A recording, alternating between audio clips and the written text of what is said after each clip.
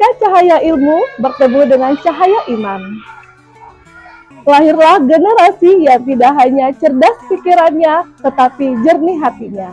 Inilah kisah inspirasi dari SD Negeri 75 Palembang. Kami percaya pendidikan bukan sekedar mencerdaskan otak, tapi juga menumbuhkan iman.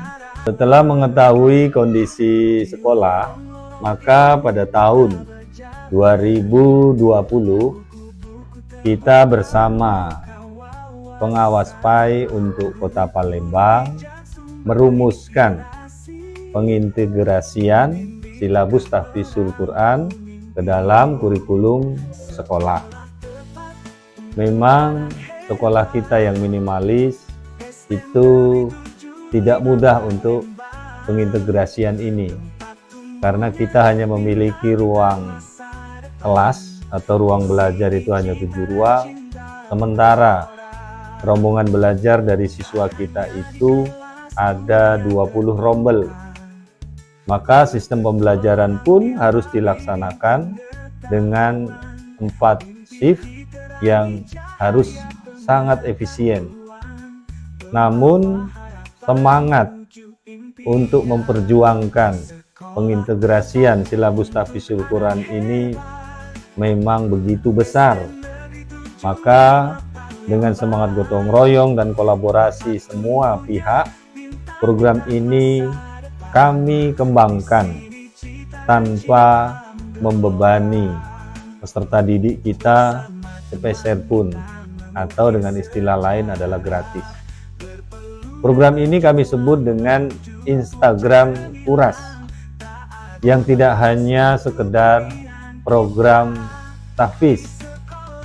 Ia adalah bentuk ikhtiar dari program ini untuk memajukan pendidikan yang berbasis kepada pendidikan Islami, karena siswa kami memang 100% adalah Muslim. Begitupun dengan Dewan Guru, tata usaha kami juga 100% adalah Muslim.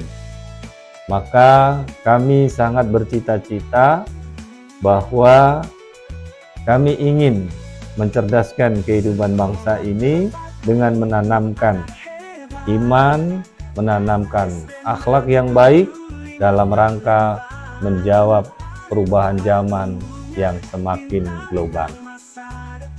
Dengan keterbatasan hanya 7 ruangan kelas untuk 20 rombongan belajar, kami menerapkan sistem 4 shift.